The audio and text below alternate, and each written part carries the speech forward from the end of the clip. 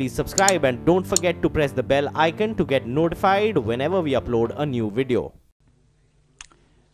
Well, fair to say that the Indian markets were trumped in the March 2018 series itself, because on a day-to-day basis, the Trump tariff fears really was something that kept the markets in check. So two factors really played out. One was that we did see, yes, a Fed rate hike, and the second factor was, in fact, Trump's tariff tantrums, in fact, if I would like to call it that. But let's get you through the details first of what happened in the past series. Remember, in January, we had a rather good series. In February, it was an awful series. We were down roughly around 690 points.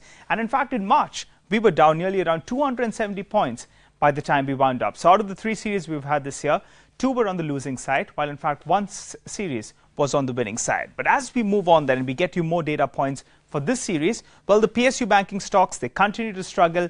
The metal index did come in for some profit booking, both of them down between around 9 to around 10% odd. And the breadth of the market as well wasn't great. The small cap as well as the mid cap space was down roughly around 2.5 to around 5% odd. But if you take a look at some of those big losers, ICICI Bank was the culprit for the series. It was down more than 10%. Adani Ports as well lost more than 10% of its market capitalization. And Hindalco, after the dream run that it had, well, that stock as well did lose close to around 10%. But when there are big losers, obviously, there'll be some big gainers as well. Bajaj Finance, that gave you a 10% return in otherwise a weak market. You had IndusInd Bank as well, that was up more than 10%, telling you that, in fact, people were looking to buy quality in the past series itself. But from the broader markets, there were a whole host of stocks that were moving around. We had Jubilant FoodWorks that was up more than 15%. You had JP Associates as well, did end with a gain of around 15%.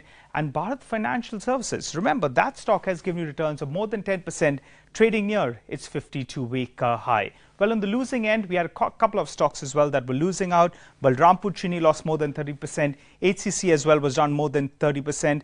And in fact, Reliance Naval as well did lose roughly around 30% in the past series. So to sum things up, well, we were down close to around 270 points for the past series. And in fact, to keep it simple, the markets were trumped.